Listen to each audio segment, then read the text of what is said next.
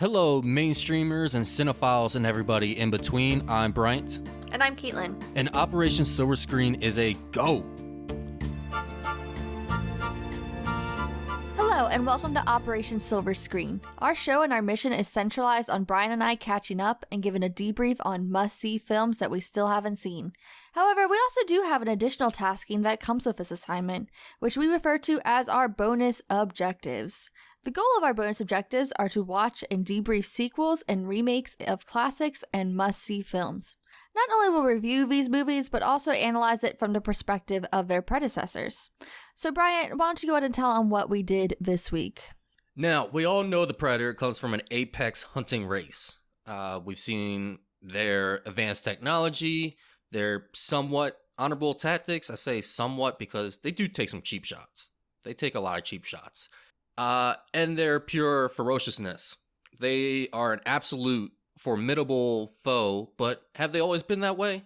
Were they successful during their first hunt on Earth, or do the humans prove to be even a challenge back in 1719? Today, Caitlyn and I will be providing our debrief on the Predator franchise's prequel, Prey. So here we are. We recorded Predator a couple weeks ago in anticipation for this film. And Caitlyn, I know you did not like the original movie. It was actually probably our largest gap, which actually that's what I wanted to talk to you about. That may or may not be our largest gap in our ratings. I think Jurassic World Dominion has a similar one, because you gave that a B and I gave that a D as well. Yeah, I did give that pretty high. Yeah, and whatever I gave it, I want to bring it back down just a little bit, because I started thinking about that movie again. And that movie may be brought up at our end of the year. But, so you didn't like the original, but you were excited for this movie even before you watched the original. And even after watching the original, you said that you were still excited for this film. Now, we went ahead and, like we do with all the bonus objectives of the franchises, we either watch the complete franchise or we watch the essential films in the franchise, something to give us a broader view of it in its entirety. For this, we pretty much did everything. We did Predator 2, Predators, The Predator, and we did not do Alien vs. Predator, because honestly, watching Alien vs. Predator is not going to tell you anything new about Predator. Alien vs. Predator, they're their own films. It's not even when we watch Alien, if they have another Alien movie, there's no need to watch Alien vs. Predator, really. Especially also because Requiem is my second worst movie I've ever seen.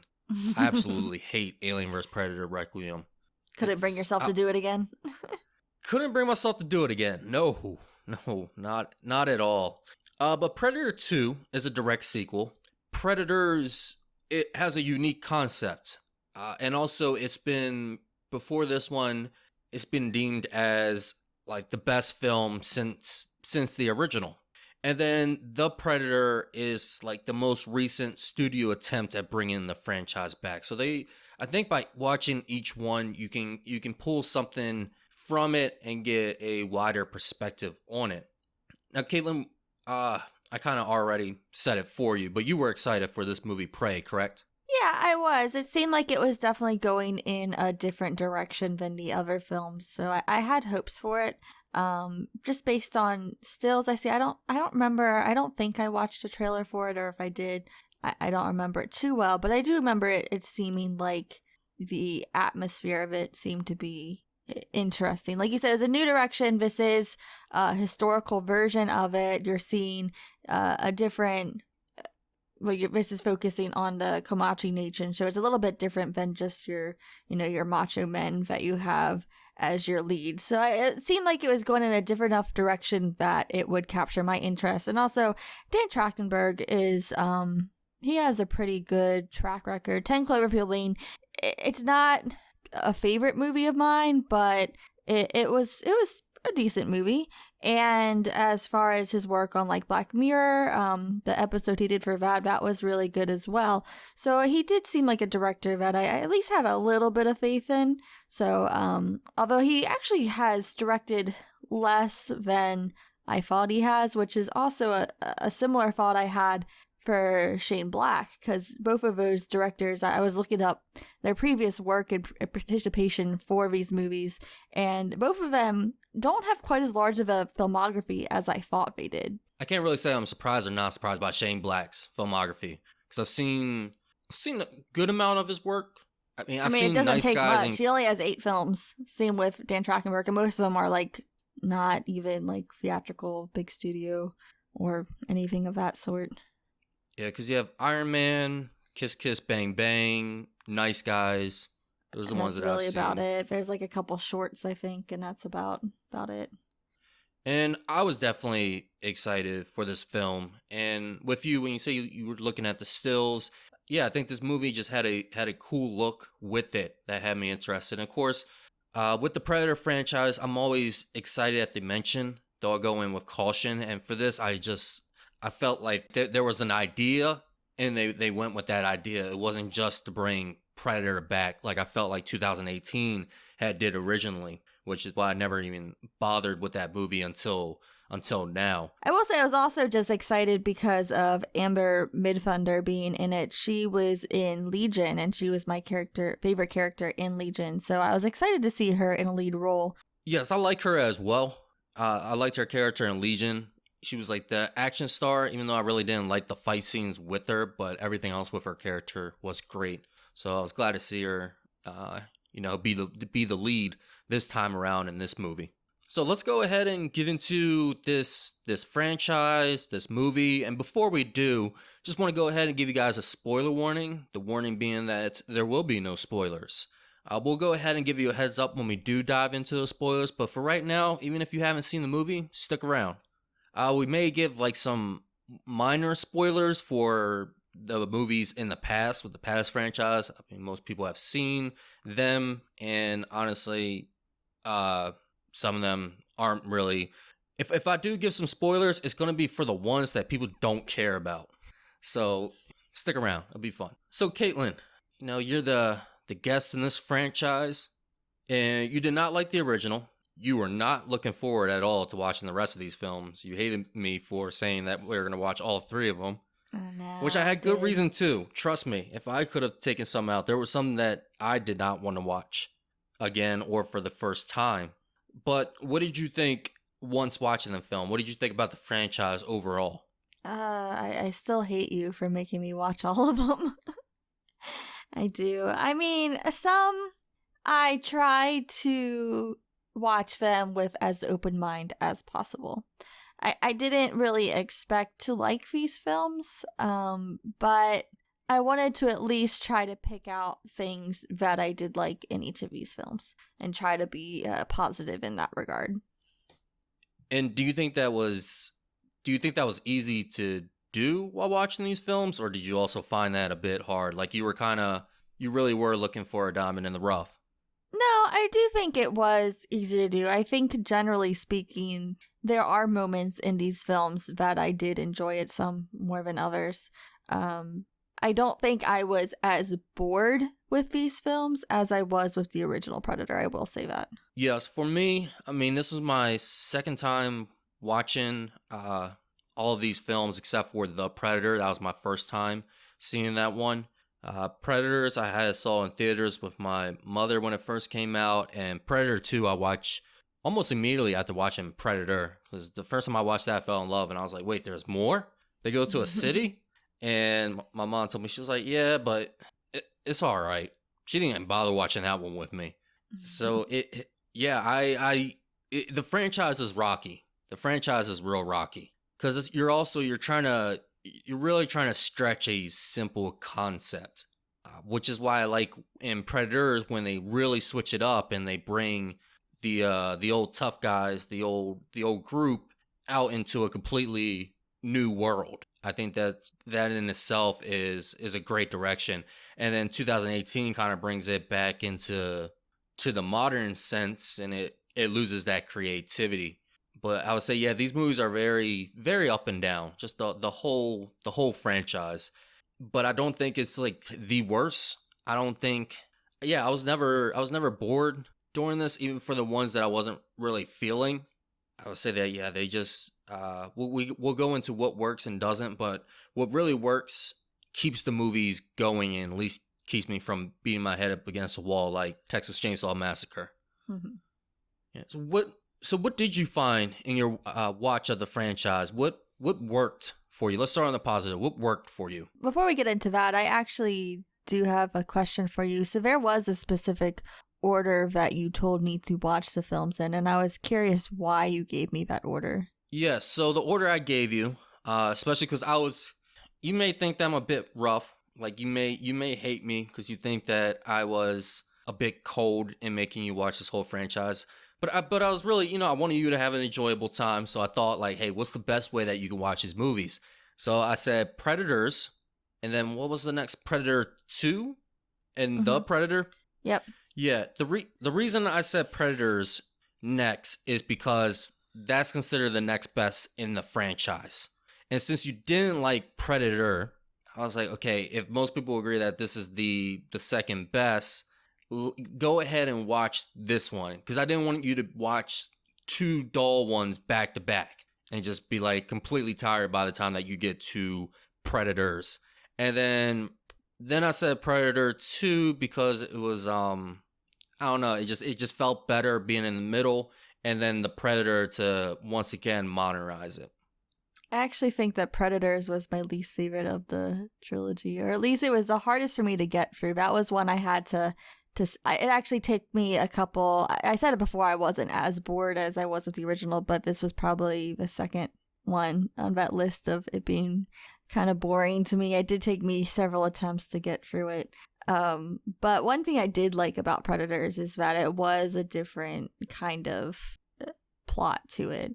Instead of the Predator coming there, they brought it onto their own home field. And I think this is where we see the most, I think, of multiple Predators at one time in this film. It's literally called Predators. Yeah, I mean, it's in the title. I mean, there was multiple ones in the other movies as well, but this one, you did really see a good amount of Predators. Which I don't know if for me that's a positive or not, to be honest. But I did like that they did have the plot be a little something different. And I also liked some of the cast in this. I don't know that I really take Adrien Brody seriously as an action star, but he, at least I know he's a decent actor, and I liked seeing Mahershala, even though I think they killed him off way too soon. They killed him off way too soon. Mm-hmm. Wait, so I had this feeling because I was watching someone do a review of Predator, and they were talking about the last one, The Predator, and one of them had actually liked the film. And after watching it and thinking about it, did you like The Predator? Like the movie The Predator? Did I? I think I liked more of it. I like pieces of it. I really liked individual pieces of it, and so I think it gave me more of an enjoyment of it, but there's definitely a lot of major downsides to it. I found that one to probably be the messiest of them. But like when you say pieces, really one piece did it for me, and that was Sterling K. Brown. Sterling K. Brown, I had him in my notes multiple times for how excellent he was in that movie. And I'm glad that his show wrapped up, doing a full story as well, so we can get more Sterling K. Brown. But he just had me cracking up throughout the whole film. Like he was just having fun, and he had the best lines. Like I was looking forward to just seeing him the next time around, and that's what kept me going that film. Because other than that, man, I felt like that movie was just it was all over the place, and a lot of things did not work. I texted my friend kind of as I was going, kind of doing my own commentary, and I told her, I was like, my eyes, I rolled them too far back, because in 2 minutes, there was horrible fan service, and where they see, for some reason, they're on this military base, and I guess it was bring your motorcycle to work day. And there was just a line of chopper motorcycles, and somebody goes, "Get to the choppers!" Mm-hmm. Like, why are those, dude? Like, the crowbar's still on the ground from trying to pull that joke in. Like, at least edit that out. And then right after that scene, Predator hijacks a truck from the back, and the person up front says, "Hey, is everything good back there?" And the Predator takes a amputated arm, puts it in the thumbs up position, and then puts it through the front, the window for the guy to see and be like, oh, okay, everything. Like, you gotta be kidding me. Like, Shane Black, I don't know if that was him or not, because Nice Guys wanted to. I can't blame him because I hear that this film, more than any other, had a lot of reshoots, and cuts from the studio. So I don't think he had a lot of control on this film, from what I've read. I definitely see it because for multiple reasons. One, like I said, this movie felt like it felt like a mess, and I'm not just using a negative word. I mean, this movie, it feels messy. Also, I mean, Shane Black is, I find a lot of his movies his humor to be really funny. Like, Nice Guys is a hilarious movie, and so is Kiss Kiss Bang Bang. So to do a thing like Get to the Choppers, when there's a thing of choppers there, that's childish. That's churlish. But also with this, you can tell this is one of those, this was a requel, actually. This was them trying to reboot the franchise. They even have at the end, they didn't save it for the post credits. They made sure to have it right there in the film. Hey guys, we're going to do a sequel. I'm like, no, don't. I was like, man, if this was a better film, this would be a cool idea. But I was like, yeah, you guys tried to force this in so many times that it just, none of this makes sense. Like, so many things contradict each other. And yeah, it does feel like multiple films in one, which is usually an issue with reshoots. Sometimes reshoots work out well. I mean, sometimes they reshoot for a good purpose. And then other times, man, you can tell that there were multiple heads to bring out the product. I will say I did like Sterling K. Brown in it, but I don't think I understood his character motivations or anything of that sort. I didn't really understand why he was doing anything he was doing. But I will say Trevante Rhodes for me, I think, was also a shining star in this film. Trevante, yes, he was.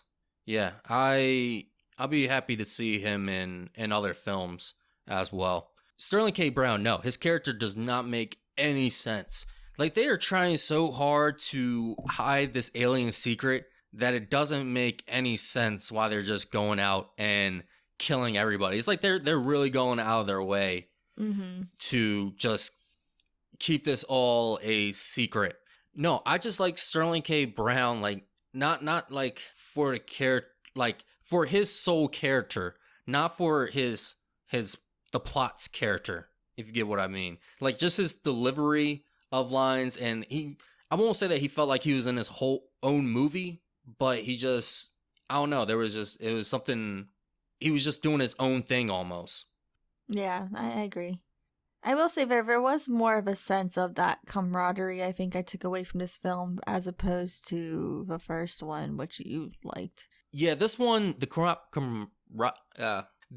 bond between comrades, that's I liked in this film, but not at the beginning. Actually, in the beginning, when they're all on the bus, that's when I wrote, what am I watching? Because I felt like the setup was awful for this.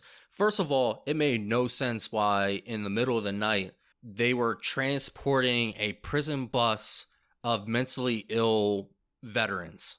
No. Or current soldiers.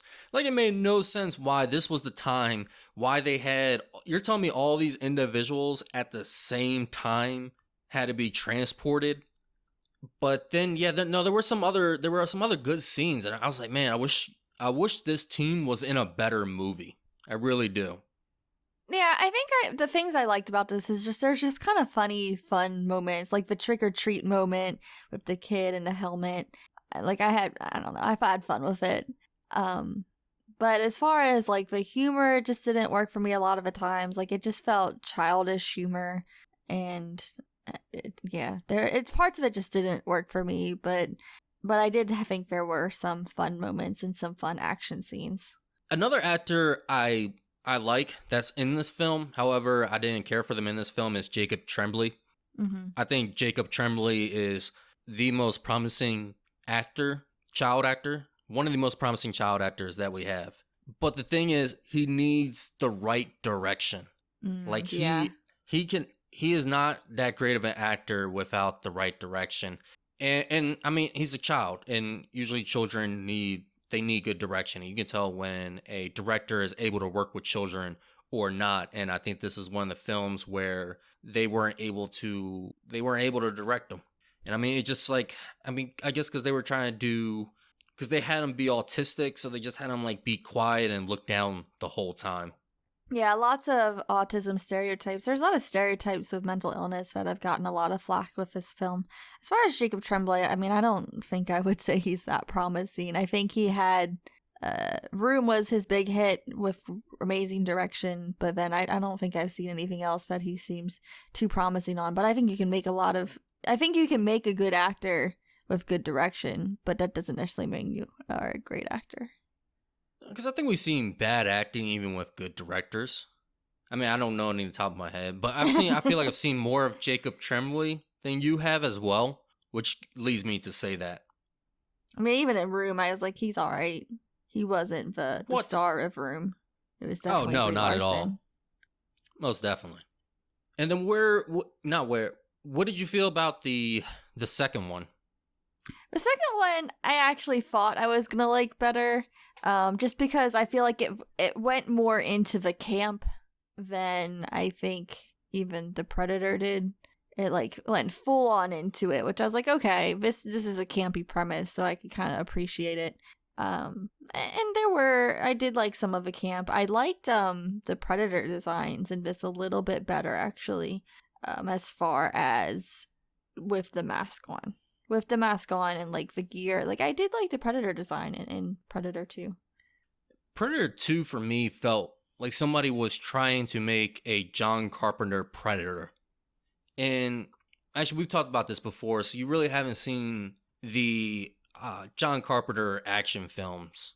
But I felt like if John Carpenter was the direct Predator, this would kind of come close, but it would actually be good if he did it. Because this is... Yeah, it is campy. It is campy. Some of the humor, I was like, is this a comedy? They were I'm like, this is not the time for this. Yeah. And it just felt, that one probably feels the most fictional out of all of these. Because that LA is an LA that I don't think really existed at any time. Like, that was a full on, like, that's what people kind of imagine Chirac to be. Yeah. Like, it was a bit ridiculous. Like, they had huge concrete barriers around the police station. Like, massive ones. Definitely a lot of racial stereotypes abound as well. So many. Like, the Jamaican gang lord throwing bones down to tell the fortune. So bad. I was like, all right, guys. I was trying not to say anything about the fact that we have a Latino gang and a Jamaican gang. But when you have him throw down chicken bones, when you have him throw down his lunch and go, and give him the most vague, wasteful prophecy I've ever seen. I don't know what he was telling Danny Glover, because I was just so confused. Even Danny Glover was confused. Though I did love Danny Glover. I did like Danny Glover. Yeah, and him being confused also goes into this because he's just demanding answers in this film. He is continually yelling at people for answers and just yelling and just telling people what he's going to do as he's doing it. Mm-hmm. I loved it. It was, he was great. Like, I'm glad the movie really focused on him because I think outside of that, I don't think this is a great film. And I think they kind of try to do some things that didn't necessarily work out. But also, there were a lot of good things in this movie as well.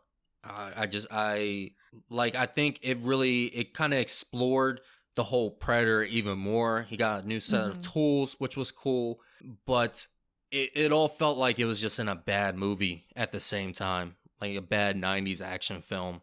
I feel like as far as expanding on the Predator, I think the Predator 2 I liked because I like this idea that they're just dropping one in every time era and just kind of seeing what happens and learning from humans to see how to best evolve. And I think they kind of mentioned that a little bit in Predators as well, that it was hunting humans to evolve and learn how to be better predators themselves. And then I think I'm trying to figure out what exactly it expanded on with the Predator in The Predator. I think it was once again, that was kind of strange because they were like using human DNA. I didn't like that so much, but I do like this continued idea in these movies that wasn't in the original, that these predators were learning from humanity. Yes. Yeah, in the, what is it called? The Predator. Getting confused with all these titles. Yeah, they were taking the spines of creatures, and it wasn't just trophies. They were taking the spinal fluid so that they can extract a sequel. I mean, so that they can extract DNA and make a more advanced predator that was going to be a threat to humanity. And there was another predator trying to give them a weapon to help them out, which I don't think that sequel is ever going to get made. Mm-mm. Yeah, when it comes to what works and doesn't work in this franchise, I'll say some things that do work, and not some actually. For me, a lot of things work. I love the creature design. I think a lot of people agree that the creature design is great. I know, Caitlyn, you didn't like it so much with the mask off. Mm-hmm. And that And didn't change in any of these. Like I said, I liked the Predator design in Predator 2. I think the most mask on.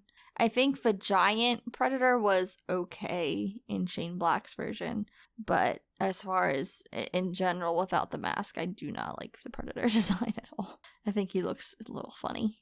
Like, it loses all, like, if this is supposed to be scary, like, I mean, Predator's supposed to be scary, right, to a degree, and it just, none of that works for me. I don't think he's supposed to be scary, just ugly, to our standards. I mean, not according to everything I've seen online about this. It's like, oh yes, you like pump up the horror and make it look scary. Like all the interviews with directors, they really thought they were doing something. I would say I like there's like a new race of predators in Predators, and I like that design more.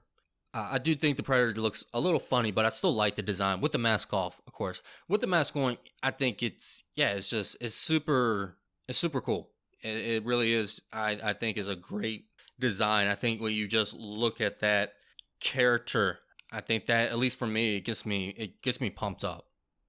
I think it's a cool concept having a apex predator, not just from space but of space, like just going from one planet to the other, hunting the biggest game that they can. And yeah, it's a rather simple concept, but I think it makes for a lot of cool ideas. I don't know if that's something that works for you in the franchise, or it just opens up way too many questions. I think it kind of can get stale after a while. I think at times it just doesn't work anymore. Like the Predators, I thought that it was going to be something different because they were getting dropped into that jungle, but it kind of just turned into more of the same. True. And if you didn't like the first one, then yeah, I can definitely see why the concept gets stale to you.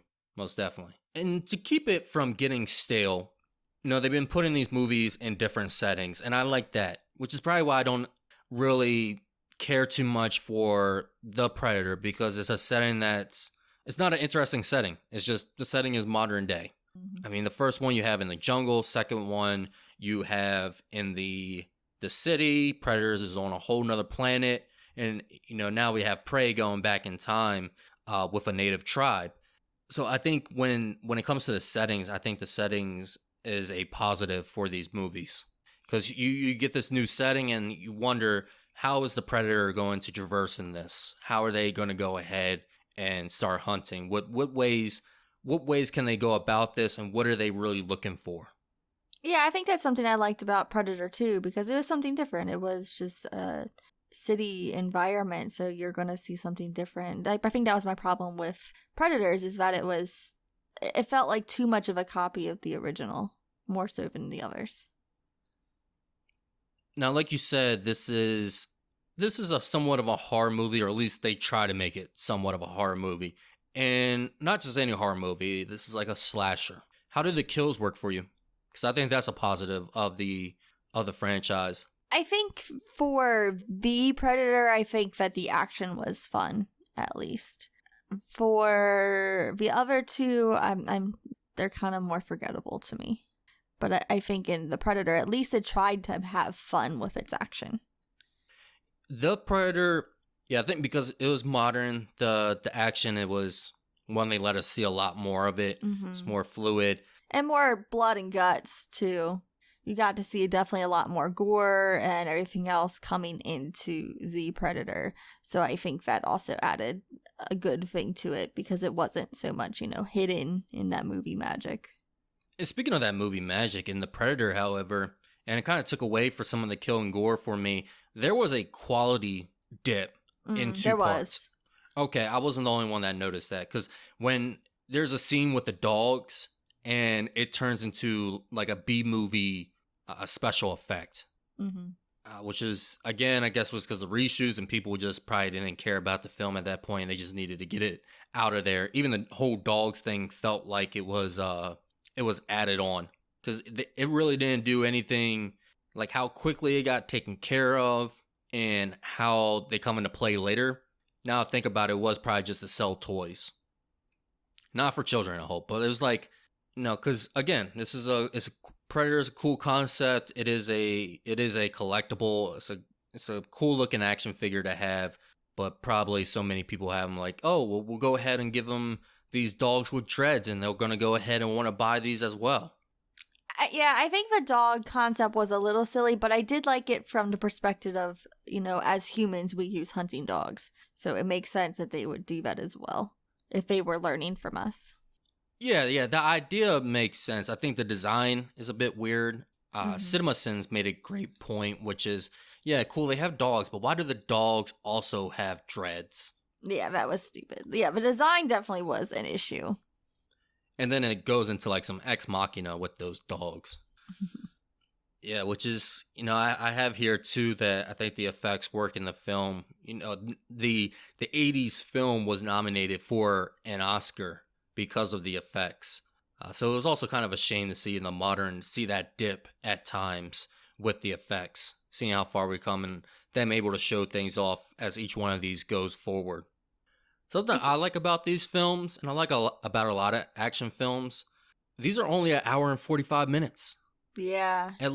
At least they're short, and I think, not short, but they're a good length for what they are. No one is trying, even the Predator, which is trying to do so much, it still only comes at an hour and 47 minutes. And I think usually the pacing is good for these films, except for the Predator, where, and when we talked about it during the original review, and you agreed with me that at least when it starts to go, it keeps going. So you don't, it doesn't drag, and you're not, I mean, like you said, you were still bored throughout, but at least, hey, it's moving. I say Predators slows down pretty significantly throughout. But then you also have Lawrence Fishburne, so that was not a spoiler. No, that's not a spoiler. And I was just about to say, yeah, you have Lawrence Fishburne, which just makes, he's great. Yeah. So I was like, we're slowing down, but at least I have Lawrence Fishburne to make it to make it look good, make it better. There's a movie out right now, Bullet Train, and it's been getting some mixed reviews. And I wanted to see the film, and I was thinking about seeing it even with the mixed reviews, and then I saw it over 2 hours. It's 2 hours and 6 minutes. I'm like, no, I'm not. It's an action movie on a train with a colorful cast. Why is it 2 hours? Yeah. That seems a bit overkill. Yeah, it really, I mean, there are some good action movies that, do come to 2 hours or over 2 hours, such as Raid 2. But other times, man, just cut it down. You don't always have to say things. Like, I was even looking at the Godzilla franchise, and I was seeing the movies that were over 2 hours, the ones that I was really struggling with. And people, I don't know if you get the same thing, but people think that my problem with blockbusters and action films is that it doesn't have this meaningful and impactful story. No, sometimes it's because they do try to fit this meaningful and impactful story, and I just want to keep going. Yeah. Like, I don't want this. I absolutely hated the whole human drama crap in Kings of Monsters. Was that Gods of Monsters? King of Monsters? Godzilla 2. There's Gods and Monsters, and there's King of Monsters, right? Or is that not true? Now I'm second questioning myself. Yeah, the Godzilla with a subtitle. That one, God, that was some of the worst. But you wanted to go ahead and say something? Sorry, I'm yawning. Yeah, so my question was how you felt about like the human villains, because that was something that didn't work well for me in the films. I feel like we talked about it already. It was Sterling K. Brown. His motivations didn't make sense to me. I liked him as a character, but I didn't really understand his purpose. In Predators, you had Topher Grace. I always want to call him Tad Hamilton because he was in that Win a Date with Tad Hamilton movie, right? I have no idea. I just know him from the '70s show and unfortunately Venom. Yeah, he was in that movie. But no, Topher Grace, like he was a human villain in the Predator 2. Predators. In Predator 2, you kind of had the government kind of being a villain against the small town cops. Well, not small town, but like there was something holding them back as far as a human element. And so I was curious what you thought about the addition of human villains in a Predator movie. If you think it's necessary, if you think it works, doesn't work. Well, Topher Grace wasn't the only one to be a villain in that movie. There was another character, and I'll keep that one out. Give you guys a little surprise if you haven't seen Predators. But yeah, for me, it doesn't work, and I think Predator handles it the best. Because in Predator, a lot of people forget that Carl Weathers brings Arnold Schwarzenegger under false pretense, and he finds out that the CIA is just trying to clean up a mess. And that creates tension between the two characters. And also, like, if you don't know the film and you go in there blind, you would think that that's going to be the center plot. But once Predator starts coming in and he's hunting individuals, all that gets thrown out the window because now that's the primary concern, which is why it doesn't make sense in The Predator for Sterling K. Brown's character and all the other individuals to be fighting so hard amongst each other when you have this huge threat out there that you guys are working towards the same goal. Like you're walking parallel to the same destination, shooting across at each other for no reason. Yeah, Predators, it felt like it was kind of, I don't know, it was just in there to move things along or to at least like keep up the tension.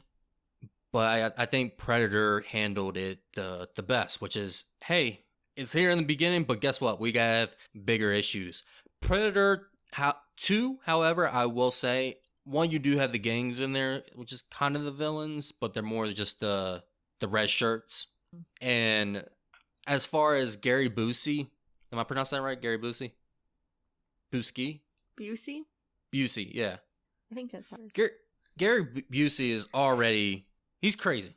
So seeing Danny Glover and Gary Busey go at it, however, was a lot of fun to watch because you got Gary Busey just being crazy, like, but trying to, I don't know, he's got on a suit, but like underneath of it, you just see crazy trying to burst out of it. Mm-hmm. And then you have Danny Glover, who is, like I said, he's just yelling throughout this film. He is high energy. So there's just these two high energy forces coming at each other, and it's fantastic to watch. But other than that, it doesn't work. It's not needed. I think we see that issue in a lot of films, where and again it comes to that like trying to make the story more for what it is.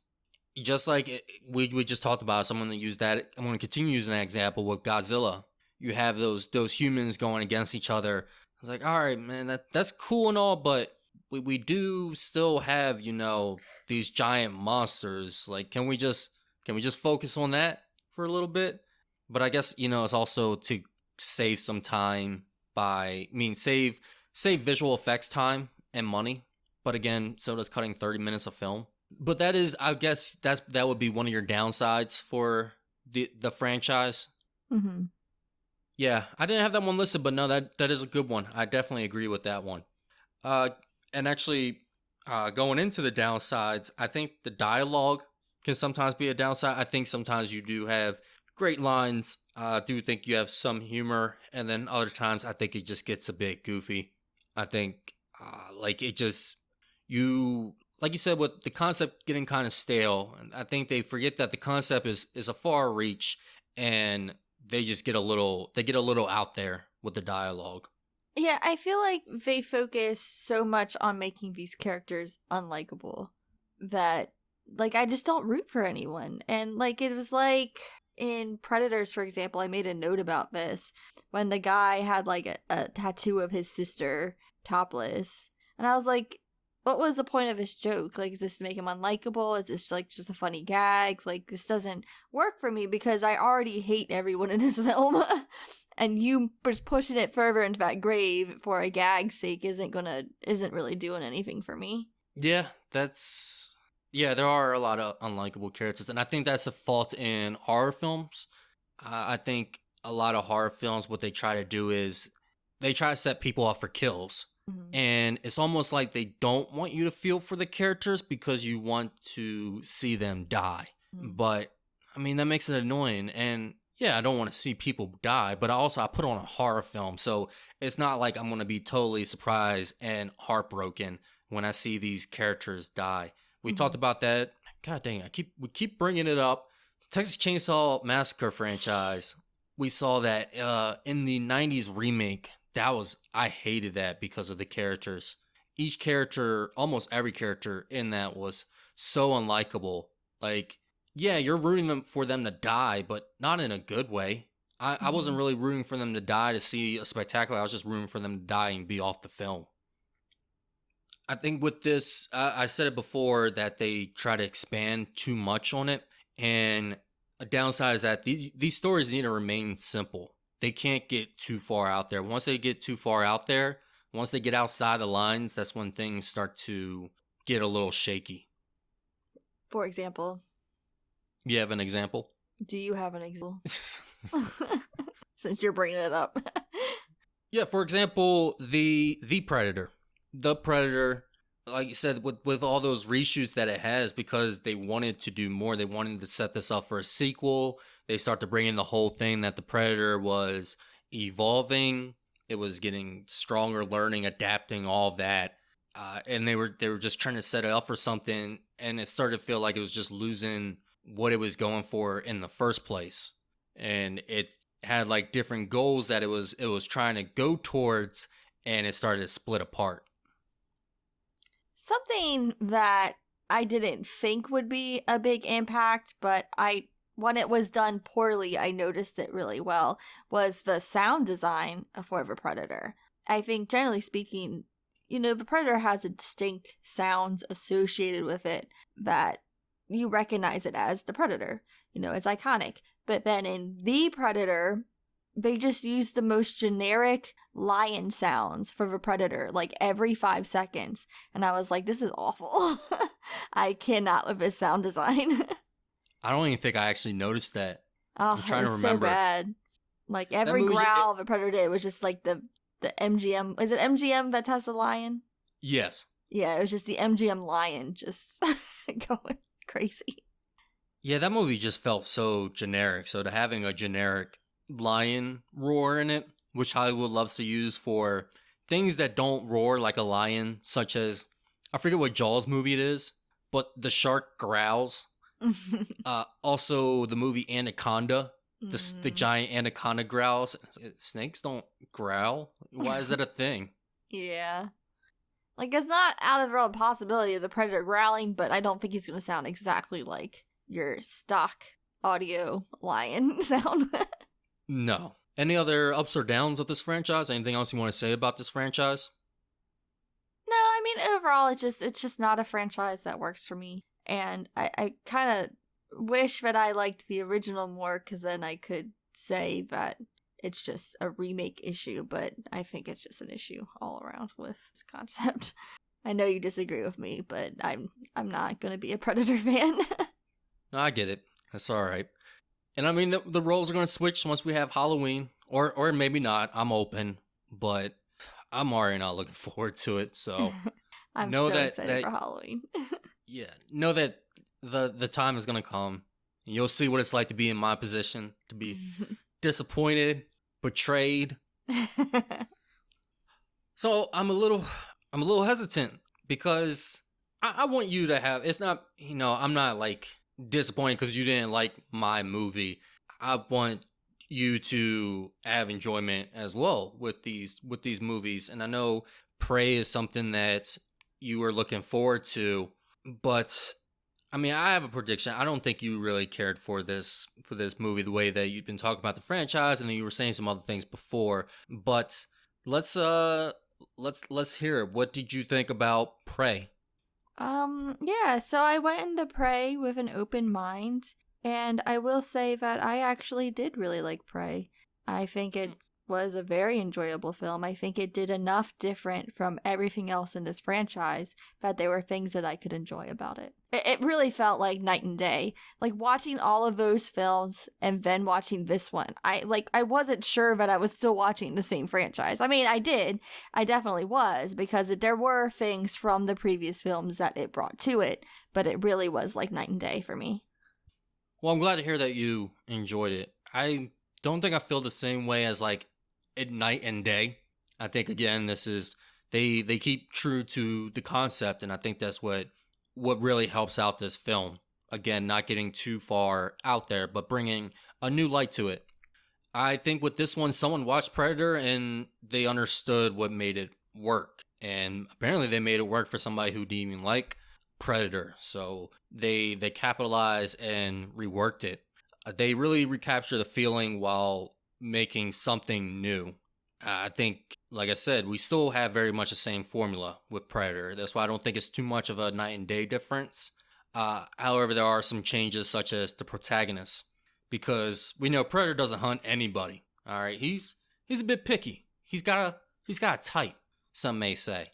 But while he does go for the biggest and baddest, our protagonist is not one of them. She's not the Arnold Schwarzenegger. She's not Danny Glover, but she is a hunter, and she shows to have potential. But they don't set her up to be a Mary Sue character. They don't set her up to be, this ultimate primal hunter. There's actually like a bit of development with her character, and while it's small, because we only have an hour and 45 minutes, and this isn't fully her movie.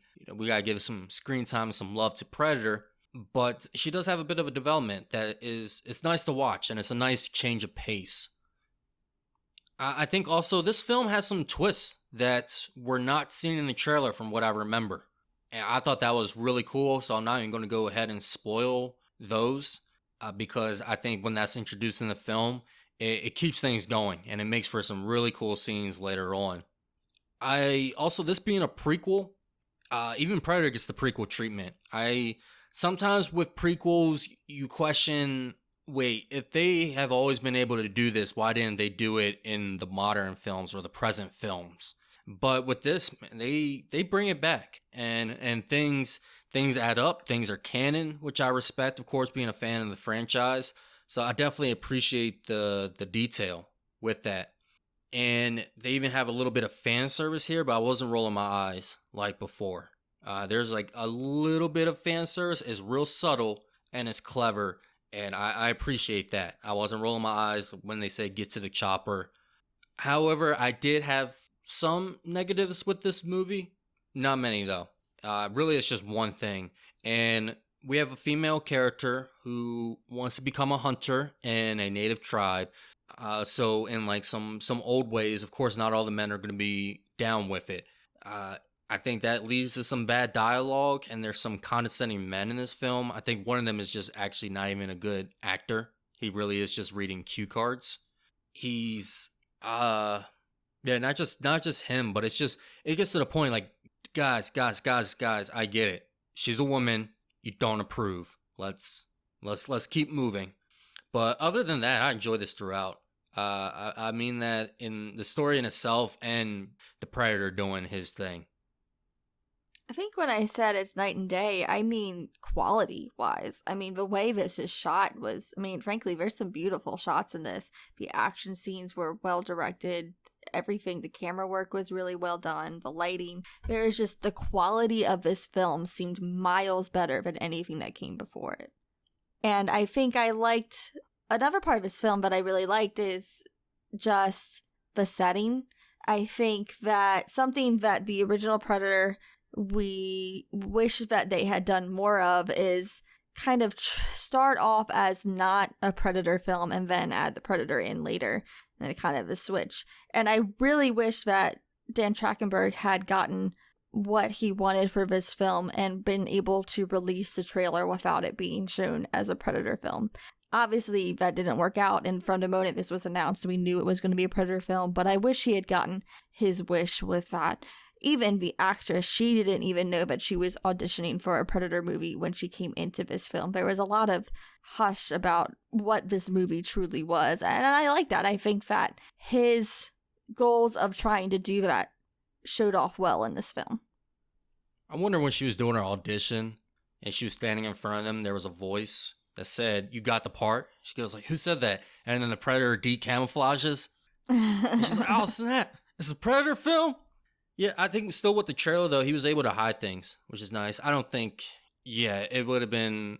It's too good of a sell to say that this is a Predator movie. That they're like, look, it'd be cool and everything, to say like, hey, this isn't a Predator film, but I mean, it's too good of a sell. It's too good of a sell to say, hey, we're making a Predator prequel. Like they would have found it so hard to keep their mouth shut about it. Mm-hmm. But yeah, I think that's one of the things that they learned from the first Predator is like, hey, we don't make this a Predator film first. Make your own story first and then add Predator into it. I don't think any of the other films, none of the other films do that. None of them. And yeah, this is the best directed. This also feels like it was directed by somebody who was not directing a Predator film almost, or like they were directing their own. I think like the first one is well done, but yeah, I think this one is direction wise, like how shots were set up, I think were great. The pacing of the movie was done well. Again, the decisions with the fanfare were very subtle, very small Easter eggs. It wasn't like Ghostbusters Afterlife, which is something I think we've been finding an issue in a lot of these films recently. I also like the brother in this film. I liked his relationship with his sister. That was really good. He was looking out for her, but he wasn't so much trying to tell her that she couldn't be a hunter, even though you already had enough people saying that for her. The action in this is really good. Definitely. There are some great scenes. Not even just with Predator. There's some great scenes with just her and fighting other elements. Another thing that did have an issue with this, and just a little small one, which is weird because with the direction being so great in this is like an amateur move, which is there were too many rustling bushes. There were a lot of rustling bushes. I was like, Damien, do these bushes ever chill? And it's not like the places were like this. The woods that they're in is pretty. It's not as dense as the original movie. It's not a jungle. So it's like it's a regular forest. So people are going out of their way to rustle in bushes. One thing I noticed was an issue at times was the dialogue. I think you kind of mentioned it. It went too far with some of the characters being against her being a woman hunter.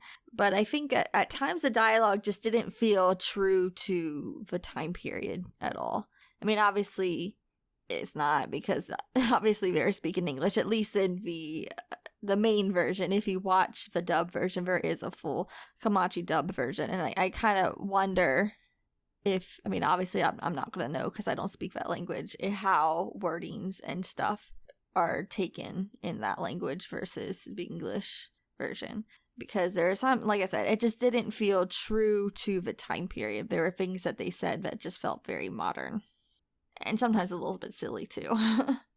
Yeah, when they were doing their whole commentary about the two-party system, I started feeling like, I don't know about this. But no, I couldn't even find when I looked it up, when I was watching it, there were only two languages, English and Spanish. There was no Comanche dub. It's not, so I didn't see it either when I first watched it, but then when I went back and looked, I did find it. It was like a separate option. It wasn't where you normally watch to change the language. It was on like the title bar. You have to scroll over. It actually says Comanche dub. God dang it. I knew I should have looked it up. I thought, I don't know what I was thinking, but I just put the movie on. I was like, oh, I was guessing maybe it wasn't out yet because I mean it is a different version of the movie almost. Yeah, But and I thought that that maybe that was just for special screenings. I didn't know if they were actually going to have it on their platform yet. So I watched the English version as well. But it dang.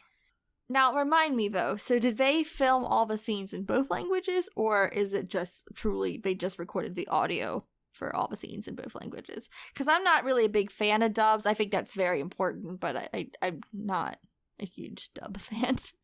No, neither am I, especially in live action.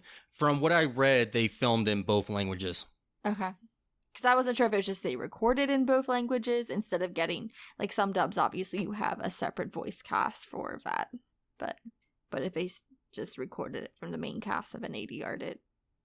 And then as I was watching the film, I was thinking too, I was like, okay, I guess what they meant is that sometimes they just speak Comanche, like, in and out of the film. Mm-hmm. But yeah, I wanted to watch it in the original language. So, I mean, it's a good enough film. I'll go back and rewatch it one day. I may even watch it with the rookie. He hasn't seen it yet. We may watch it in the original language or the Comanche language. I guess both will be the original language. That's what I'm not sure of. Well, I mean, but both of them were filmed at the same time. So I guess there's two original but that's languages. my question, though. Did they film? Because that's a lot. Yeah, no, they Did filmed they in both. They filmed, like, they took it from the top, put it in another language. Which, I mean, it seems like a lot, but not really too much when you look at how many times you do rehearsals anyway. You do more than one take. And it's not like they have to change anything the Predator is saying. Well, you're also editing two different movies, so. You know, they get paid. That's a lot of money and effort to do, and just time that it really is a lot. Oh no, I'm not. I know I'm downplaying a bit, but it is. Yeah, it's a lot, but that's like, how they did it. That's huge. But yeah, so if that's the case, then yeah, I would definitely like. I mean, I guess both are technically the original language because if they were filmed both ways. Yes. Okay. But I was confused why was they that a called question? it. No, but you said that the Comanche was the original. Technically, if it was filmed, the original is whatever. But I got confused because it specifically says on the Hulu that it's a dub, but that's not a dub if it's... Yeah. A new word for it. Or like version. Like they should say the version instead of the dub because there's different meanings to this. Well, also you can change the audio language and it doesn't say dub. You can change it in Spanish, but it doesn't say dub. So maybe they just don't know what dub means. Yeah, maybe that's it. Hulu, get your act together. Whoa. Let's not forget who owns Hulu. Let's not talk about... Yeah, that's true. Let's not talk about certain rodents.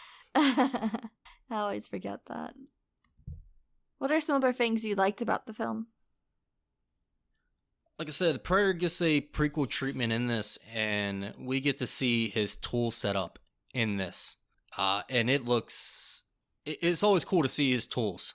I mean, that's another positive. That's what comes, when I say the creature design. I mean, the tools as well. So it's cool to see like what he or she was working with back in 1719 when this movie took place. Yeah, I agree because I was a little confused at first how it was gonna work. Like, obviously, I was like, I hope they don't like have him come guns blazing because it's not that time period. Like, he hasn't had a chance to really learn the technology from the guns, the Predator race. I mean, it's already technologically advanced enough that he still has that superiority as far as the technology. He still has his like infrared vision thing. He still has his cloaking device. There's still very much automated technology that he uses, but it wasn't, it still felt at least somewhat like a fair fight as opposed to if he just had a whole bunch of guns. Like there's no way that would be a fair fight whatsoever. Very true.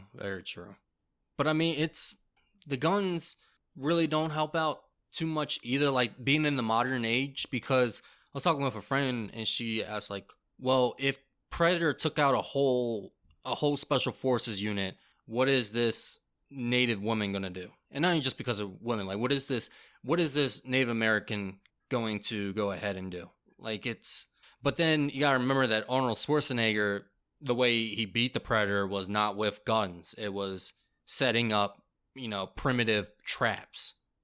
But And that was stuff that he was, huh? Good.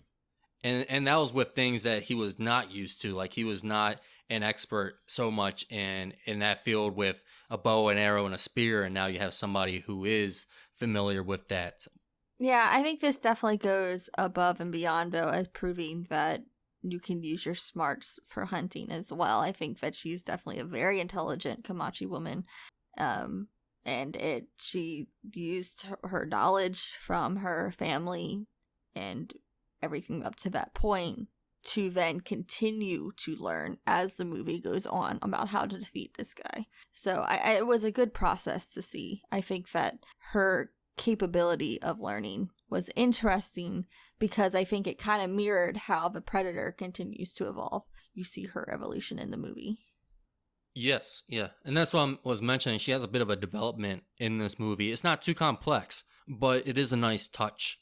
She even evolves her own tools. She makes a tomahawk which she can retrieve with the string, or I mean a rope, which I thought was really cool. And I actually liked before even she got the rope, like there was a nice I don't know if this is the actual way to use a tomahawk, but they definitely paid attention to the choreography with it, because she'll throw it and then immediately she will only throw it in the direction that she's going towards. So it was a constant throw, retrieve, throw again with the tomahawk before she got the rope, which was, it was really cool to see. And I appreciate that kind of detail that they took with that. And if a retrieving axe sounds familiar, I also want to bring up that the Predator has a shield that just comes up and it just goes into a full circle. Caitlyn, I think you sent me this. I think you sent me the article on it, or maybe I sent it to you.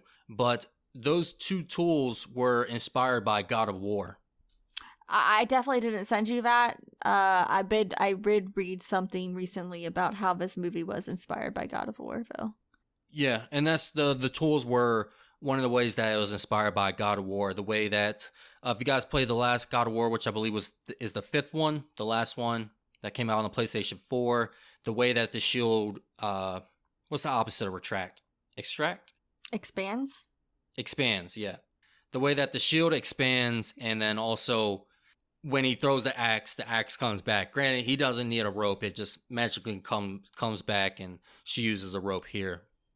Yeah, so I'm glad you pointed it out, though, because I was reading that it was, but it didn't really give full examples of how it was inspired of God of War. I don't think that anyone has come out and said the director, I don't think he's come out and said the exact specific ways it has resembled God of War, just that it was an influence. But now that you mentioned that, I can definitely see how that was an influence. We also have it on air, too, now that you ignore my messages. Did you send it to me? I most definitely did. Or you did. You just forgot about it. Also possible. I don't think I did, though. We talked about one of the positives, or at least I talked about one of the positives in this franchise are the kills. I think the kills are the best here. Mm-hmm. The kills and the gore are the best in this movie. Sometimes the gore had me a bit squeamish. There's one scene in particular, but maybe I'll save it for spoilers, that was just gross. I think I know which one you're talking about, and I have some things to say about that scene overall, because it didn't make sense. Yeah, okay. What did you think about the CGI in this film? I thought it worked. I don't think it was the best, but then again, I mean, it worked for this film, and the times that it needed to be better, it was better. But the animals in this movie are CGI, and the CGI was much like I don't want to say, I mean, saying it's a TV budget, a TV budget is good nowadays. That a TV budget used to be an insult, but now a TV budget, I mean, like it's like HBO quality TV budget. I think the CGI was on.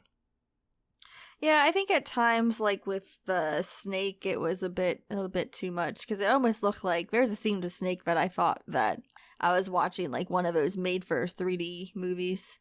that you watch in the 3D IMAX theater. Oh, yeah. Yeah.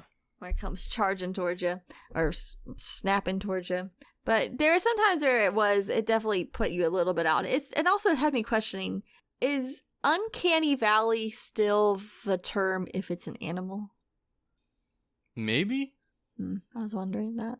But it's shot by shot. Sometimes you can tell that they are using a real animal, but whenever the shot after, it's like, oh, okay, that's clearly CGI. So it was a little bit. It did take me out just a little bit, but I really did not mind it so much because it just felt like not something that I would fault the movie for overall. Yeah, same. Could it have been better? Most definitely. But it was still good. The movie, it didn't make the movie feel cheap. I mean, you can tell that it's not the most expensive movie ever, but the rest of the quality of the movie is so great that it's not jarring or anything. It's not going to be your favorite part. I mean, you have a bear in this movie. It's not going to be like The Revenant, not at all. But it's still a pretty cool bear scene. We talked a little bit about the weapons of the Predator, but as far as character design, I'll say with the helmet on and with the helmet off, I would say this is probably the best Predator design of all the films. Ooh, so we're going to have to talk about with the helmet off, but we're going to have to save it for spoilers. Because there's something about that, and it's weird that you're saying that design looked cool, because, I want to say more. But let's continue without the spoilers first. Okay, we'll come back to that. But I agree, the design looked great. Like, when it decamouflaged, I got that. I guess I forgot about the trailer, because it does show it in the trailer for a sec. But to me, like, when it revealed itself, I got almost the same feeling from the first time I saw it reveal itself. I think in this movie also, and something that I like, is showing the Predator is an apex predator. However, it's not invulnerable. Like, it bleeds, which is how you know you can kill it. And I like that. Like, it looks like it tries when it fights. And I appreciate that. I think that adds a little bit more tension in the movie. I think one thing I liked more than the predecessors too with this film, it really did feel like a survival movie. I mean, she's going through the ringer there, and she has to really fight her way through and use her smarts to get her way through, not just from the Predator, but from the environment as well. She's doing what she needs to survive in that environment, and I really like that element to this film. Yes, and again, it goes into, this is a good story without even Predator in it. Like, I mean, you could have probably just replaced Predator with some kind of animal, some kind of invasive species, and it would have been a pretty interesting tale as well. I feel like one of my problems with Predator is that I feel like you can make another Alien movie and it's the same thing. Like, not Alien, Ridley Scott Alien, but any other Alien type invasion movie. I disagree with you. I don't think so. I think this is a different type of alien. Like, it has purpose, it has a vulnerability, it has intelligence and a motive that is different than most. I get you, Predator. I get you. Caitlyn may not get you, but I get you. I feel like Over I've here, seen Alien movies with similar vibes, but I didn't feel like I needed to compare it to Predator either, but, you know. Predator's just like all the other boys out there. I see what makes you shine, though, Predator. I think the game is what makes Predator more unique, but at the same time, I could see a little bit more of making it stand out. Stay golden, Predator. Is there anything else you want to mention before the spoilers? No, I think everything else I have is definitely has to do with some spoilers, so we can move on. All right, guys. Well, hey, I'm gonna go ahead into our classified folder, reveal out these spoilers. We're gonna go ahead. Not only are we gonna go in more in depth, but we're gonna talk about if we felt that this movie was needed, wanted, or at least welcomed. We're going to go with our letter grade, and we're also going to go ahead and rank the films in this franchise. So there's more than one reason to come back and join us if you have not yet watched the film. So go ahead, watch the film, but if you don't care about spoilers at all, hey, stick around. It's whatever. I won't tell anybody. So, spoilers in 3, 2, 1. So, Caitlin, before we go into our in-depth opinion with spoilers, let's just switch it up real quick. Do you feel this movie was needed, wanted, at least welcomed, or pointless? I feel like is that possible for you to answer not liking the franchise? Yeah, I don't think it's really possible for me to really answer. I mean, I think I said the same thing with Texas Chainsaw Massacre, and that I welcome it in the fact that I don't want to hate the franchise. Like, I feel that I want there to be a sequel that changes my mind. I want that. I genuinely do want that, and I wanted that for Texas Chainsaw Massacre. So, does this really change my opinion on the franchise? Not really, but at the same time, I'm glad that I had something that I was able to enjoy out of it. Opposite than me. I said needed. I said for multiple reasons. I think that this was needed. One is because we live in a good age of film where I think people are bringing.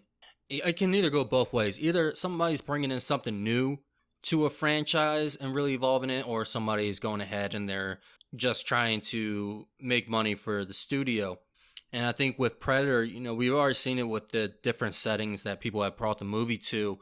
And again, it's a simple premise, but it can be expanded to a certain length.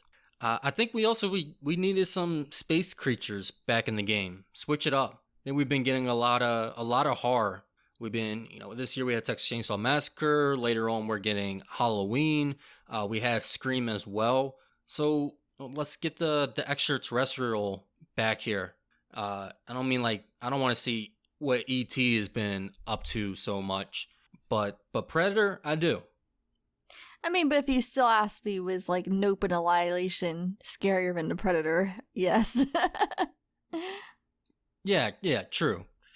No, I don't mean we need to like switch it up for like scary, but as far as killing, because again, he is a slasher as well. I guess, but I feel like I said, I've seen a lot of generic alien movies with the same kind of premise. So I feel like for me that niche has been fulfilled. Like, I want to see a little bit more thought with your aliens. I'm trying to think of the films that you're thinking of, and I just want to give you a quick challenge. Just name the first 32 that pop in your head. 32? No, I'm good. I mean, the first one that pops up is freaking Cowboys versus Aliens. I'm not saying that these are good movies. I'm not saying that these are good movies, but the fact that there's so many bad movies I felt with the same exact premise. I mean, are you watching these films? Yeah, and one on Netflix was it changes things up, but Extinction kind of feels about the same kind of premise. It does switch up your expectations at the end, but these films definitely exist, and I mean they fall. I don't think that the Predator is. I don't think it's a good enough franchise to elevate itself above any of these other B level alien invasion movies. Yeah, I don't know. I've just been avoiding those movies, so they're not even on my radar. And like, I would like to say that, well, we need to continue having good ones like Predator, but then you would disagree that Predator is a good one. Yeah, that's my point, is that I don't really see the difference between Cowboys versus Aliens and the Predator. They're the same level. Well, Cowboys versus Aliens and the Predator are similar. The Predator, but Predator, not so much. Yeah, I'm lost. Yeah, so Cowboys versus Aliens as a and franchise, the Predator bad movies, but Predator is great. I don't think so, but okay.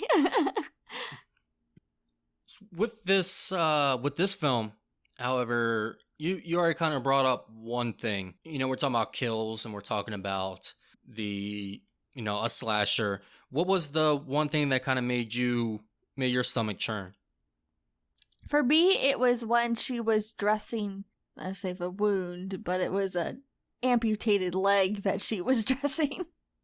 That just really was like, oh, that's gross. There's a lot of amputations in this movie, but that was what got me. That amputation didn't get me, but the one after that one where the guy wakes up and his leg is gone and there's rats chewing on it. Oh, that was gross too. That got me. It was almost done and I was like, ooh, that wasn't too bad. And then one of them gets like a little snip, and you hear the flesh tear. I was like, oh. Now, however, I do have a problem with that, because there is no way that you will be simply knocked out by a rock and be that deep unconscious that you wouldn't feel your leg be amputated. Yeah. You will wake up soon as that guy. Like, I know it'll be a nice clean cut with the Predator tool, but it ain't gonna be that clean. It's not gonna hurt.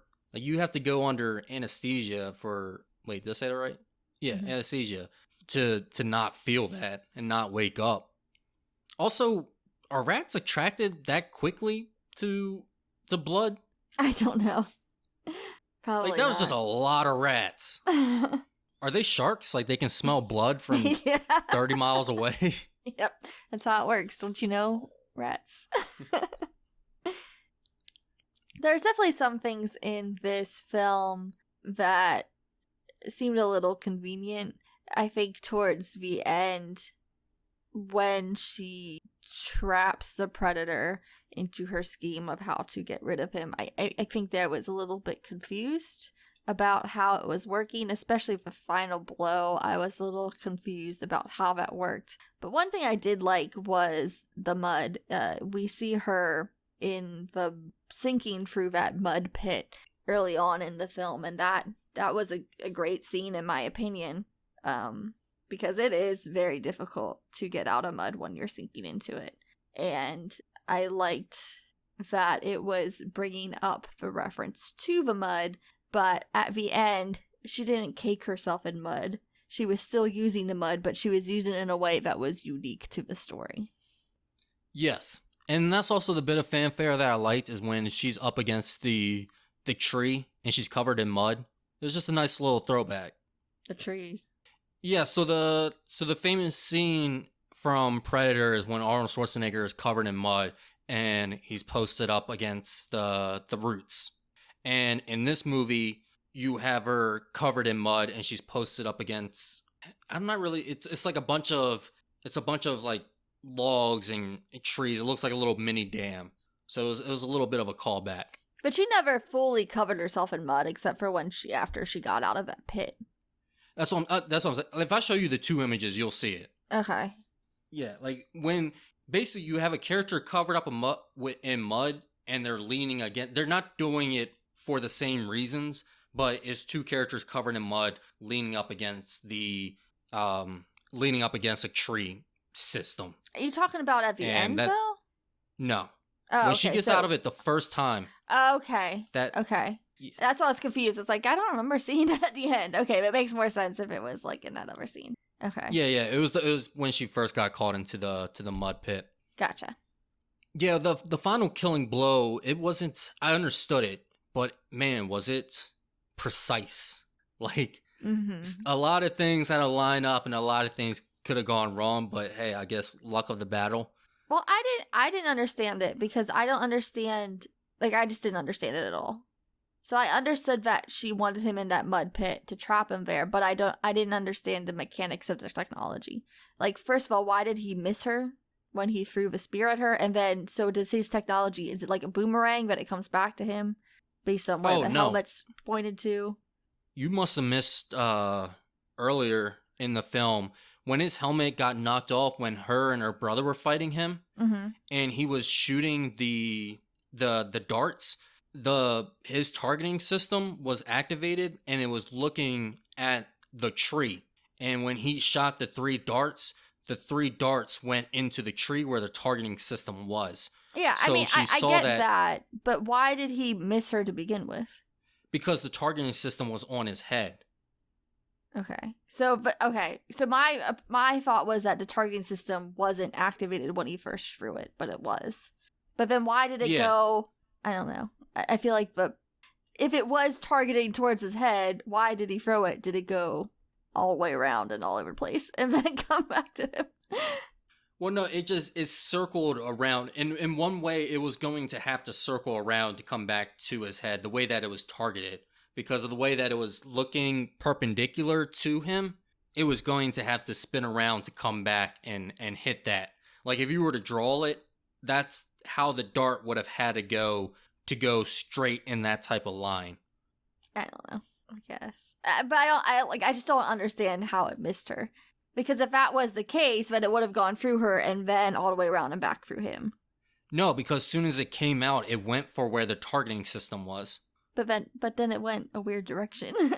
Because it had to go in a weird direction to get the trajectory that the target had made for it. I don't know. It seems like a whole lot of luck to me. No, I mean, the luck was there that he was right there and the targeting system was on him. But as far as how the dart worked, no, the dart made sense. I don't know. I guess I'm going to have to draw you a picture or something because it made complete sense to me. It didn't make sense to me. I watched it. I think I rewound it and watched it like 3 times, and I was like, I don't get it. It's fine. What? Yeah, I didn't get it. I rewound. What? God dang, I can't even say it. Because I rewinded he something in took this it franchise. to the left, and then it went to his right. Like, it threw, and then it went all the way, like, I don't know. The direction that it was going and the way it came, like, it just didn't. I was just very confused why it didn't just go through her and then loop around and then straight through him. Why would it go through her? They showed earlier in the movie, as soon as it shoots out, it goes towards the targeting system. It doesn't keep going forward through something. I don't know. It just didn't make sense to me. Maybe I'll have to rewatch it again. Yeah, try another 3 times and apparently bring out the old whiteboard. It just didn't. It just seemed a little silly to me. I didn't like the final shot, but I liked that she used the mud. Can we get a poll? Did that make sense or not? Like, now I'm wondering. I feel like it was like one of those things where it's like they just overcomplicated it. I think that's one of my problems with the Predator is that I feel like sometimes his technology is a little overcomplicated, and I also didn't understand. I don't know. I don't understand. I got it. I wish I could explain it to you, but I got it. I don't know. It's I don't want to be condescending because you are. Yeah, I don't want to be like, I don't want to be condescending or what's that word? Fortuitous? You know what I'm trying to say, something tuitious. I have no idea what you're trying to say. God. All right, I'm not trying to be condescending. I know I sound like it because I'm like, well, I got it, but yeah. No, I'm just saying, like, I disagree with you. I think it makes complete sense. I think that you're overthinking it a little bit. I think you're thinking a little bit about the mechanics too much. Well, it's not just mechanics. It's just like I feel like even that point with this targeting system, like I don't remember that happening when it first happened. I feel like there's things that happened very quickly. And that I think it's easy to miss. So I didn't know the targeting system, but obviously when it happened at the end, I was like, oh yeah, of course it's a targeting system. Like that part I got. I understood that part, that it was a targeting system, but I definitely missed it before. But yeah, that's what it sounds like. The exact, but because there's things that happen very quickly, and I think sometimes like they don't sit with things well enough, or they don't fully. I don't know. Some of the things with the tech, I don't like. Yeah, because they foreshadowed this. It was in an extended scene that they showed how the targeting system worked, which made this, like, when it happens, it doesn't come out of nowhere because they showed it earlier in the film, and it works the exact same way that it works in the ending shot that it did earlier in the film. I do not remember that happening in that scene. I remember him getting the skull knocked off of him, but I do not remember anything else with the targeting system. Okay. Yeah, because you see the targeting system. I think at that same time, I was so focused on what was happening with the brother and how he was going to react towards the brother, and that emotional impact didn't, at the same time as that targeting system, it just didn't work. It was just too much. Okay. Then I would say if you do try to go back and watch it, 1, watch it in the Comanche language, and 2, don't rewatch the final scene, rewatch that scene when he has his helmet knocked off. Rewatch that scene and focus on his targeting system. And I think it'll make more sense. If not, come back to me and I'll mansplain it in a better way. If I rewatch this, I did really enjoy this movie.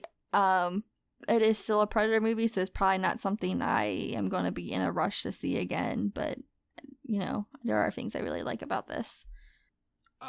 2 other things that I wanted to at least talk about with the spoilers up. The first is the Predator design you said you liked. And I found that surprising because I haven't seen this talked about, but I think it's a strong possibility. So this Predator design looks a lot like the one in Predators.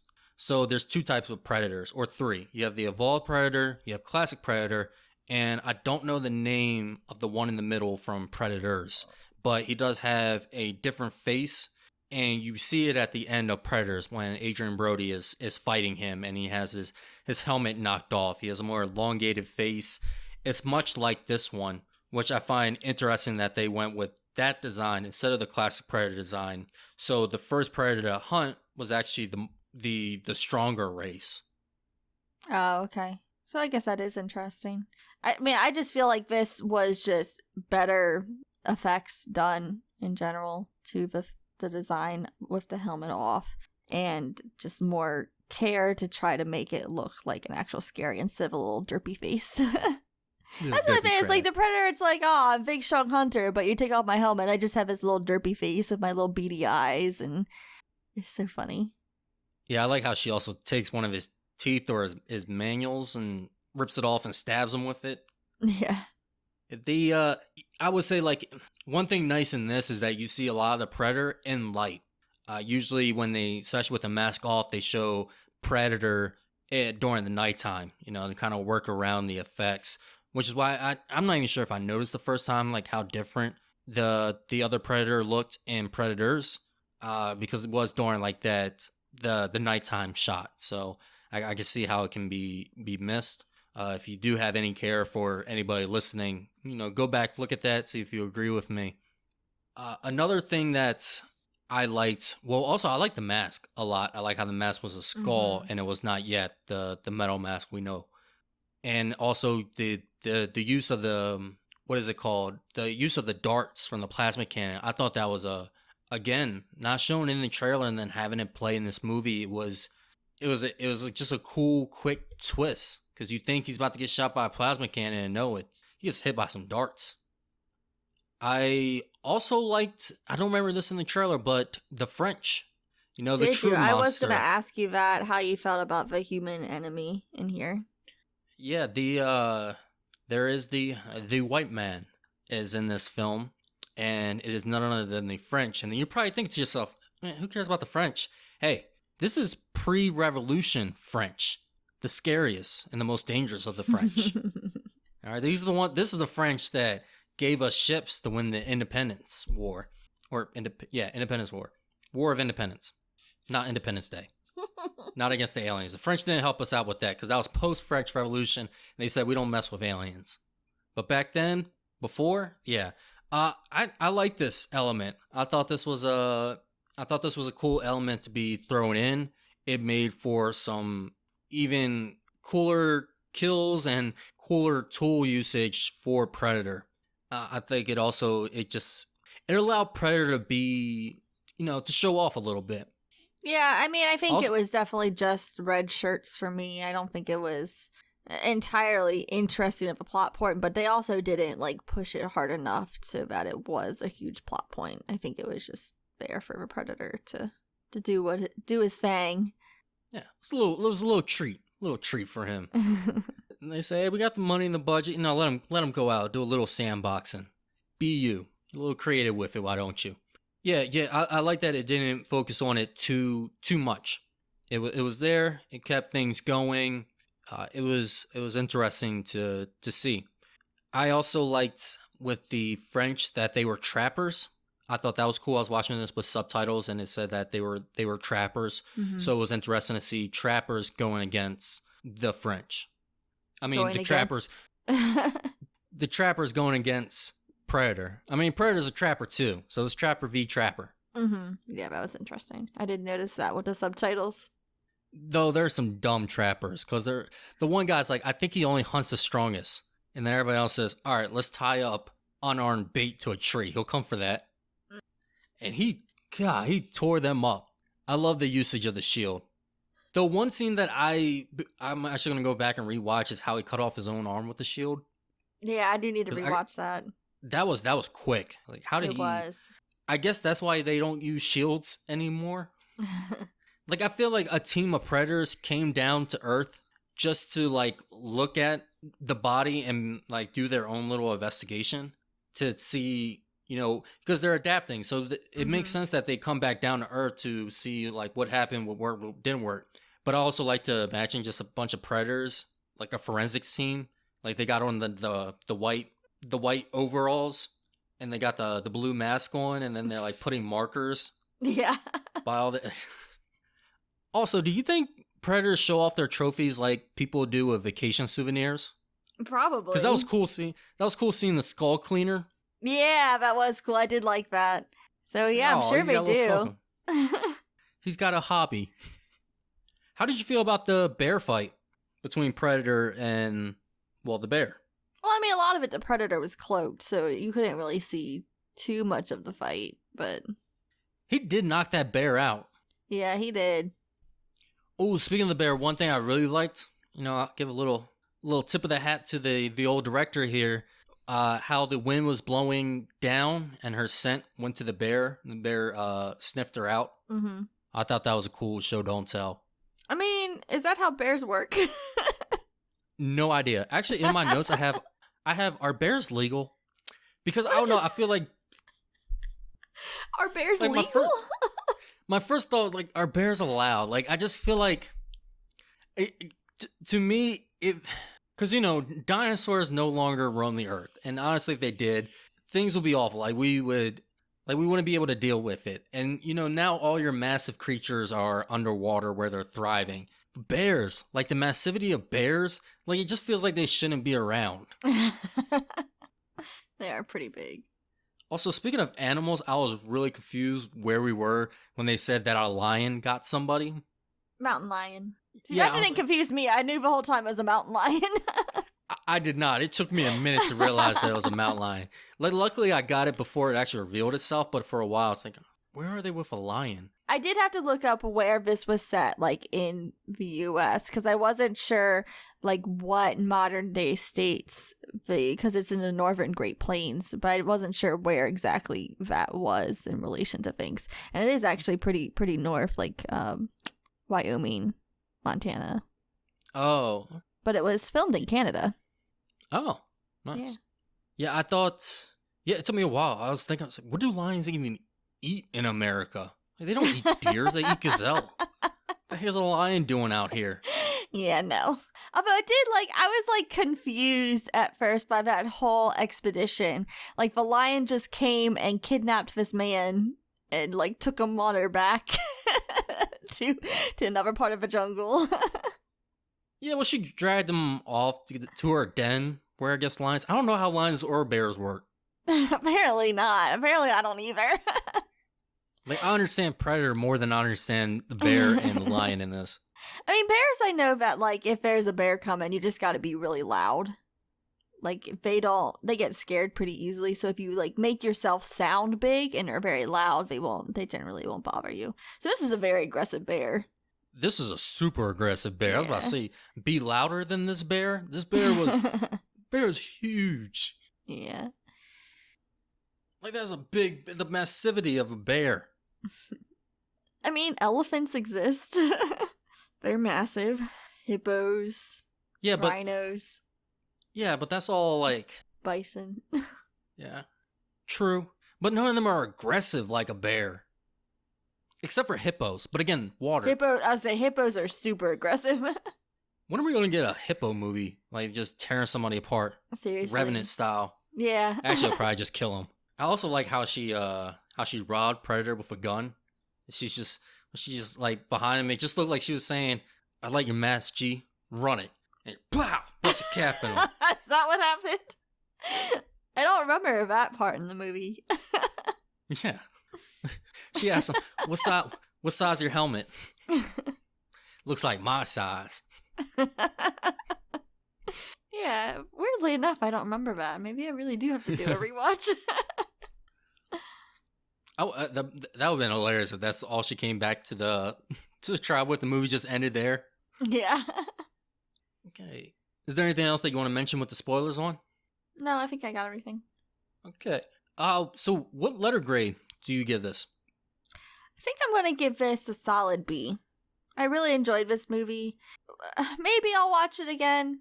I did really like the action in this movie. I did really like it a lot, even if I'm not a big Predator fan. There were a couple things that were negatives to this that bring it down, like the dialogue, like we said, not feeling entirely true to time period. There were moments that I don't think really worked, like you said, with the bullying of her. Just kind of, it got old a little bit quick. I like you said, though, I did really like the brother. I'm glad he didn't do that.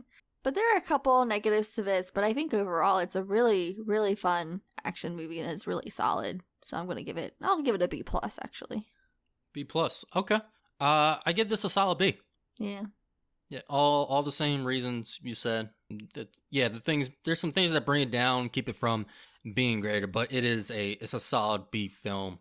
It's even greater than a solid film. It's definitely enjoyable. I would definitely watch this again. I will say it's a predictable movie. I guess that's something I did forget in the spoilers. It is predictable, but at the same time, it's fun. So it's like, do I really care? Yeah, it's predictable in that it's a formula. Yeah. Like I said, we know the concept. All right. So where do you rank this film and all the other films? And I have no idea where your ranking is going to be. I mean, this one is definitely... should I start worst to best? Start worst to best. Okay. The worst, I'm going to say... Oh, gosh, this is hard. I'm going to say the original Predator for the worst. I was just... Like, the other ones are bad, and they can be laughably bad. But the original Predator, I was just so bored. I was so bored. And I think I'll take bad over bored overall. I'll take bad over bored. Second to last, I'll put Predators. I really did not like that one. It took me a while to get through. Everyone was unlikable. I thought that the twist at the end was just kind of silly. It didn't really do anything. Predator 2 and the Predator is where it gets hard, because they're pretty much tied for the most part. Maybe I'll put Predator 2 below the Predator, just because there were some funny moments and fun action scenes in the Predator, and it was a little bit more modern, so I could like that. But I did enjoy the camp with the Predator 2, and I think that if they had leaned into it a little bit more and not had so many unlikable things and weird racial stereotypes, that maybe it could be a little bit better. But then the Predator, on the other hand, has some weird stereotypes with autism and mental health, and they're all just a freaking mess. These movies are a mess. This franchise is a mess. It's very hard to rank because I just do not like these movies. I'm sorry. But Prey being the one that I enjoyed, obviously it's gonna be number one. It's number one for me. But like easy choice. All right. Let me wipe away the tears. Okay. For me, I start out with The Predator. Yeah, this just feels a messy. Is out of all the films. I mean, I enjoyed some things like I said, Sterling K. Brown, and of course, we had the modern technology with movie making. So some of the fights are pretty cool with Predator, but there's just some other things that don't make sense in this movie. There's things that are being pushed. There's things that just feel sloppy. Things that aren't written too well. It's funny you mentioned the bad portrayal of mental illness. That's another thing that I texted my friend. I sent the mental illness and neurodivergency. Yes. Yeah. Because with the kid, I sent the image of SpongeBob where Plankton's like, all right already, I get it. Because they beat it hard into you that this kid has autism. Mm-hmm. Like, there's just... And also, there's a fire drill, and the teacher leaves the special needs student in the room by himself. And then the bullies come in and mess with him. Like, what is this? What school is this? Awful. Yeah. So the Predator is getting ranked the least. And then Predator 2 is above it, but not by much. Again, Danny Glover really carries this movie for me. I feel like this movie has better pacing. I feel like it has a cooler concept. One thing that was really keeping me, though, from putting this above the Predator was a scene that I rewinded 3 times, maybe 4. Danny Glover picks up a spear and charges at the Predator, but he doesn't stab him with the spear. No, he just uses it to tackle him off a building. Like, why did you need the spear to tackle him off the building? Why didn't you just stab him with the spear? But no, there's this great shot. He looks at the spear. He's like, oh my God, I can take the spear. And then he just football tackles him. Doesn't stab him at all. It's like, what? It's like he ran at him with the spear out. And then somebody said, we still got 30 minutes left in the film. And he turned around and then hit him. Then this is where things get good for me. We have Predators. I like Predators. I watched it again. What do you like about the Predators? You never said that. You never said what you liked about that movie because I don't get it. I did say I like the concept, them being brought into another world. So did I at first, and then it didn't save anything for me. Yeah, and then just from there, I just liked watching these characters going against the Predator. Like, I'll admit there's not too much going on with this film, and it is probably a little bit slower than the others. But again, like I like the original Predator. Like, I like seeing these teams being hunted down. I like seeing what the Predator is going to come up with next. So, I mean, you don't like Predator at all, and I guess like the reasons why I like Predator and you hate it, the reasons that I like Predators. Then I would say Prey. Prey, of course, we already talked this. It's a great movie. And then for me, I think Predator is still the better film. I think I would say though, a lot of the reasons that I grade Predator higher than Prey is it gets the original bonus points. For certain movies, a lot of times when the sequels come close to the original, and while they may not completely surpass it when it comes to the neck and neck, I kind of got to play the Dumbledore and give the original bonus points. Dumbledore he was a cheat with those points. He was. Gryffindor, 500 points for breathing. Let's go. And he waited to the end. I know. He knew what he was doing. He pretty imagine much being in the house in the lead. You're like, yay! And then just all of a sudden, last minute, nope. And you're in the house that is hated by people and produces the most villains. Mm-hmm. And you're like, well, at least we get treated fairly in school by our headmaster. 500 points to Gryffindor. Screw you guys. Every time. I know you're working for year. Every year. No wonder they became villains. Yeah. What did this? I can't blame them. Like, they're like, hey guys, look, we know you're gonna be working for he who will not be named. So, yeah, screw you guys. Mm-hmm. All right. So, Caitlyn, here's the question though. Now, you got a franchise you don't like, but you have a movie that you like. Do you want more? Because this movie sets it up that there is the possibility of more. Mm-hmm. So we could even get... No, not the gun. Oh. Or, well, yeah, kind of the gun. You know where the gun is from, right? I mean, it was in Predator 2. Yeah. He gives so somehow they get the gun... Yeah, somehow they get the gun back. But no, in the end of the film, the cave drawings, did you watch that? Is it after credits? No, it's like, it's before the credits. It's right before the credits. But like I the don't movie remember ends... Okay, I almost stopped watching. But then I was like, I wonder if this is going to say anything else. Or maybe I was just sitting there kind of blanked out for a second. But as they're showing the drawings, they show like kind of the whole movie. That's what it was. They were showing the whole movie again through drawings. I was like, okay, that's cool. But then the final image shows that there's 3 Predator ships coming towards the tribe. Okay. So that's probably the forensics team. Yeah, the forensics team. And I know that Dan Trachtenberg said that he would like to do more. I mean, if that's the direction that a sequel would go, no, I don't really see it. Me wanting that to happen. But I don't really want more movies. I don't really care too strongly enough about it for me to be like, oh yeah, give me more. But I like the idea of just random like time periods, random communities that you just throw the Predator in there and you see how it goes. I like that idea. And I would like to see that, I guess, in other communities, nations, time periods. I wouldn't mind that. Would I be super excited and in a rush to go see it in theaters? No, but maybe I'll watch it like streaming like this. If there are more, I want to see them continue the same title structure with Prey, Prey 2, Prey, parentheses, plural, and then The Prey. Yes. And bring it all around and released the Hunter edition. Uh, I have here in my notes, I wrote possibly for Do I Want More, and I have to switch that up. I would actually say no. I love this franchise, but I think this is a good ending note. I think we got the sequel or the prequel that, we've been wanting for a while, but I think this is a concept now that there's been enough done. We said it over and over again. It's a simple concept. I mean, there's only so much that can be done. Now, granted, we've had movies where we thought that they couldn't do anything else with this, and they go on and have done something else, and something brilliant.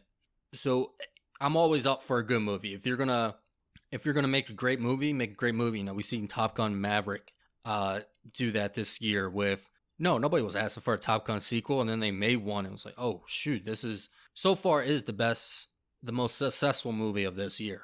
Like, just the most successful. The best, debatably, but it is the most successful, hands down. So, I mean, I'm always up for a good film, but no, I don't need anything else with this franchise. I think my thinking is that another film is going to be inevitable, but if they do create another one, there's definitely a certain way that I think that they should learn from this about how to make a good Predator movie.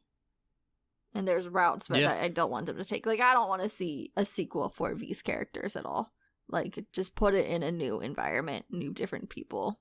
Not the same group of guys who are the same personalities over and over again like the other sequels. But, like, just give me brand new protagonists. Give me interesting protagonists. Give me interesting time periods. Make it a historical drama, but then with a Predator in it. Make it whatever movie you want, and then just add a Predator in it. Like, I think that there's a good blueprint here for what sequels could be.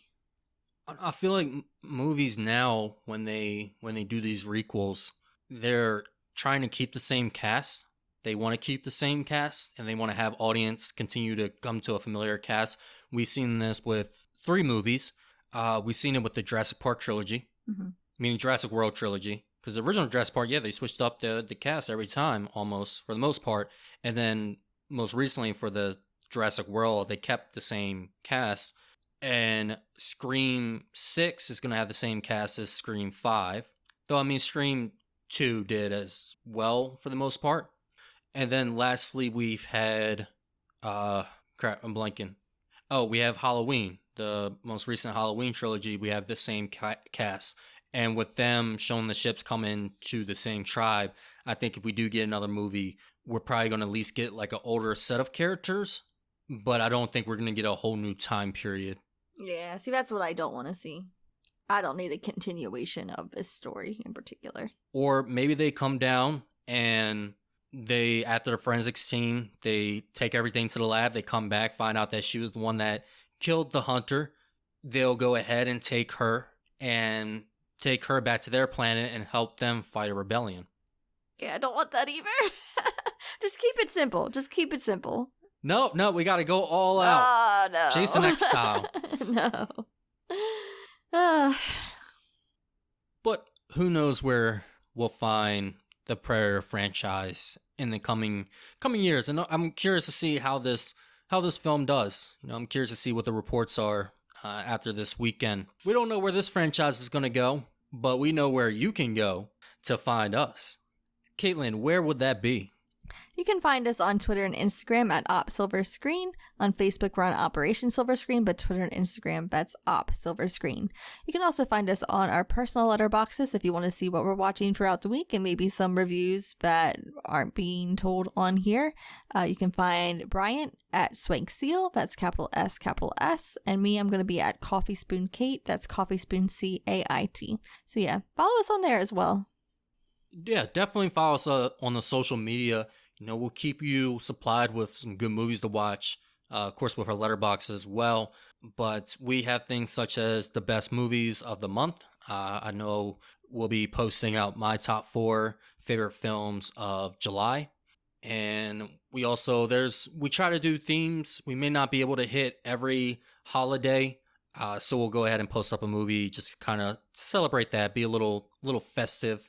We even had our favorite alien invasion films.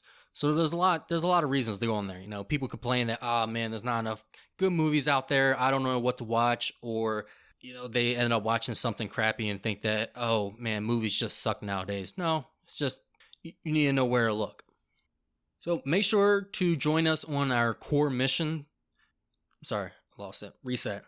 Also, make sure to join us on our core assignment when we go ahead and we discuss and debrief films that either one of us or both of us have not seen. That is always a good time, just with these bonus objectives. I mean, if you haven't listened to Predator, that's a good one to go ahead and listen to after this episode. And then, just keep going along. Till next time, I'm Bryant. And I'm Caitlyn. See you.